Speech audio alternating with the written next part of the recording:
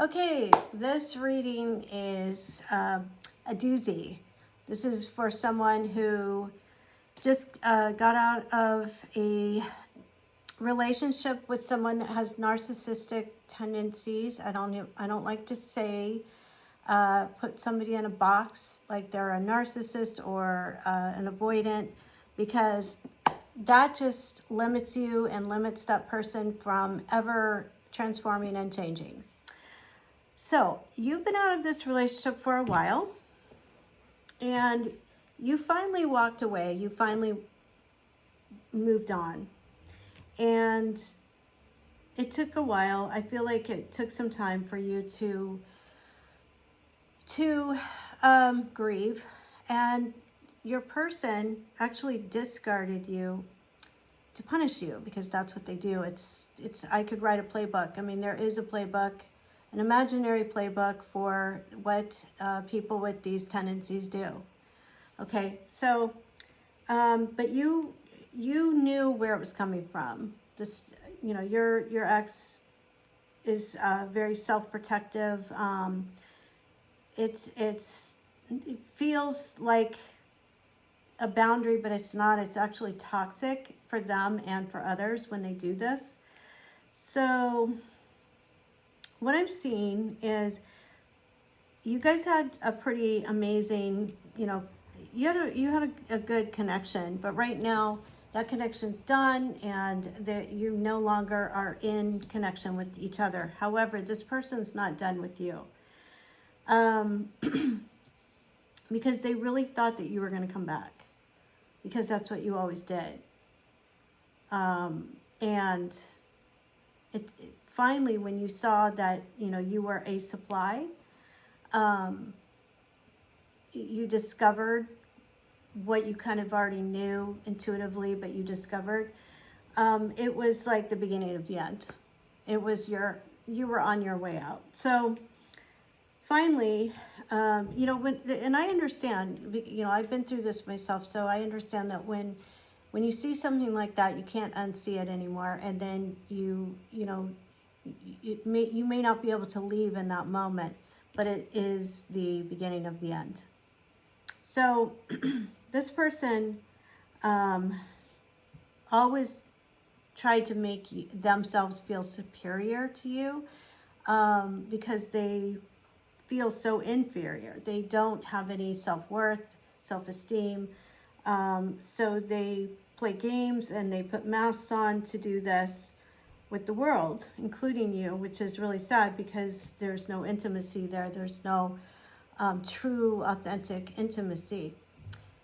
Usually it's just sexual, that's where you feel the intimacy, but other times it's not there.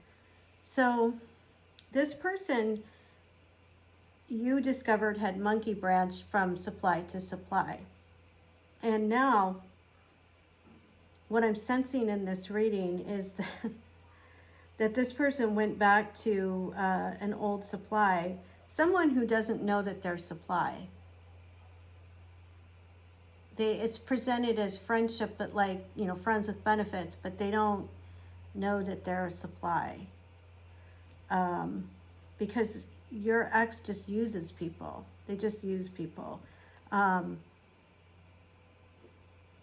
they believe their own lies. They believe their lies, and they believe their own lies, and they believe that they're a good person. So,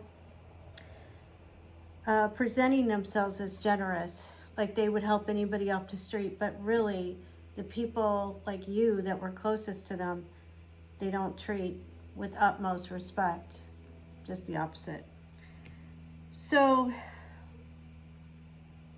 it's like you discovered their mask, actually. And they're so ashamed of themselves. There's so much shame, and that's what's so sad, because people that have these tendencies, if they could get the help to clear and heal their heart, then because a lot of times what they're ashamed of are things that they feel like society wouldn't accept. And that's, nowadays, the society accepts it so much, but they're so ashamed. So they can't, they can't live with themselves, so they have to put on these masks. So here we are in this reading. They're crashing out. They are definitely, they're kind of going after what's familiar, but it's not working anymore.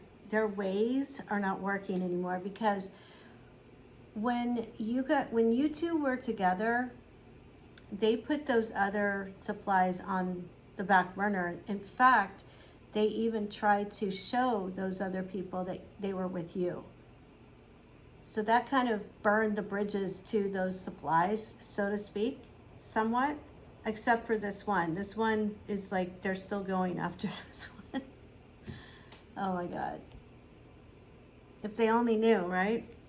But it's not something that is of concern to you, but I do feel that this person is watching you on some level, and it's struck a nerve, even with the old new supply, whatever that means. So because this, basically your person just kind of, your ex went back to what they know best, and that is very familiar. They haven't really had any transformative insights. They haven't changed. It wouldn't surprise me if they did, reach out to you at some point, especially when they keep crashing out and things aren't working out. Because when somebody is using other people, it's because they're extremely selfish. But it's like they're very sneaky. They're very, they like to hide. It's all that hiding and sneakiness is because they are ashamed. And yes, you took it personally, but it has nothing to do with you, actually, and everything to do with them. And they couldn't be there 100% emotionally with you. You finally got away. You finally have been freed. I mean, you dodged a bullet. Now you can, you're open for someone that's going to be, emotionally available, because you've chosen yourself. You have become emotionally available for you. And so that changes your whole frequency. Meanwhile, your ex is still monkey branching to whatever is available and convenient, because they're all about convenience. You're all about intimacy, realness, authenticity, solid stability. They're not stable at all, 0. And they run on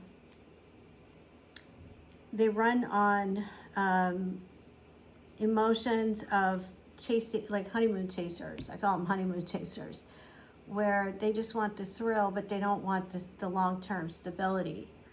They're not capable of giving that, because they too have been hurt, so they shut that out. And they're very unfulfilled right now. There's just not a lot going for them. And when people do this, they're always going to keep having these little crises, you know what I mean? Where if you're being selfish, it's like you're always in the sense of lack. Like there's never enough. Like never enough supply, never enough of anything. And so when somebody is in that sense of lack, that's the way it's going to appear in their life, is there's never enough, never enough, never enough. And so I'm sensing from this person that you were with, they probably had money issues. There was never enough, but yet they were sneaky about that too. So this is what I'm seeing in this reading. There is a playbook at play, and you got out of it. Thank God, right? Because this was crazy making, it was confusing, it was unfulfilling, right? And they're not fulfilled either. and the lack of communication, lack of intimacy, emotional intimacy. There was, I feel like, addiction in this too. So a lot of times people with those tendencies have a lot of addictions because they're covering, they're hiding their shame. And it's really sad because, getting help to heal would help themselves so much, but you can't change someone. You can't make them do that. And you were like dragging them, dragging the horse to drink the water, but they weren't willing to do that. So now you are done. You're out, and this person is. I feel like you're kind of rolling your eyes, like, of course, that's what they do. But I also want to share with you that through this reading, if you are afraid that this may happen again, something that I really encourage you to do is to do some releasing, and that is to let go of these projections of this experience, because just because you've had this experience doesn't mean that it's going to repeat. But if you're having fear about it, if you're anticipating and you're like, oh my God, if it happens, what am I going to do if I choose somebody like this? You don't want to repeat it. And so when I work with my one-on-ones, I help people to release those memories, to really let them go so that you don't go walking right back into the same situation. But if you really have let go of any kind of selfishness yourself, because what happens is when we are with someone, they're reflecting back to us what we need to heal, what we need to let go of, what we need to, sometimes it's good stuff we don't need to let go of, but it could be not so good stuff, and we have to be careful. So, if a lot of times when I'm coaching people one-on-one, I say, okay, where have you, if they're in a relationship like this with someone, and your emotional needs aren't getting met, there's no intimacy there, where are you abandoning yourself? Where are you breadcrumbing yourself? And a lot of times what happens is, I know for me, I grew up with parents that were not emotionally available because of one reason or the other. They weren't bad people. I'm not trying to throw them under the bus. They were great. I had a great childhood, but in some ways it was very painful because I didn't have that emotional intimacy. I was so craving. So what do? I choose someone who's just like that because it's like home. So once you see it, you can't unsee it. And then you start to go, okay, why am I allowing this? Why am I not welcoming in someone who is, available? And so that's where the true healing and the growth begins. And we can really let go of behaving that way. And first, it starts with us being there for ourselves and having that connection, like reestablishing that connection with the universe. And when you're in that divine love and that fulfillment within, and I know that sounds so cliche, then you don't choose people like that. You're not interested because they're broken. And, I know when I went through this, I was broken at that time. So I choose the same, but no, it's once you become more whole and complete, you're not going to choose that. You're not going to choose somebody who's going to use you. You're not going to be coming from a sense of lack. All you have to do is if you meet someone, is see how are they conducting their lives. Are they hoarding things because they don't think they'll have enough? Or they always have to have something? I mean, if you're hoarding, the way you do one thing is the way you do everything. So, if you're hoarding, you're in the sense of lack, and you need supplies. You need supplies. You reach for supplies, right? In humans, supply. So really look at people's personality when you are in the dating scene. What are they like? How do they conduct their lives? And that will give you an idea. But sometimes people put masks on and you think they're a certain way and then you discover that they're not even close. So, so this is your reading. And if you'd like to book a session with me, this is what I do. I do the reading, I do the releasing, the coaching, and also energy healing. Although this session, we're not really doing much energy healing, which is release work, but I am giving you a little bit of homework to,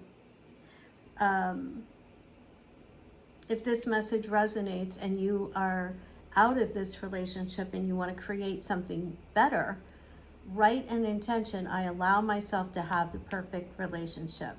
And it's going to feel radical to the mind, because the mind's going to rebel and it's going to say, yeah, but I went through this and this happened and blah, blah, blah. And I'm not sure. I'm scared. And, you know, I feel too vulnerable to do this. All these things that come up that the mind will give you, write them down and release them. Because the minute you write them down, they're conscious now. They're the subconscious thoughts that you're putting down on paper. And you're consciously releasing them because they're limiting beliefs that keep you from accomplishing what you want. And they're lurking in the subconscious mind. So if you want to do a deep dive in a personal one-on-one session, then we can go into what are those stories, what are those limiting beliefs that you're holding on to in your mind. Could go all the way back to childhood. It could even go back to past lives, and you'll discover, you know, certain tendencies that you have that may be linked to other lifetimes. And once you clear that, wow, your life starts to really shift, and you start to make better choices. Different people start to appear. The old people leave. It's awesome. And not all people. Like, some people stay, but some people leave, and new people come. So if this message resonates, this is your message for today.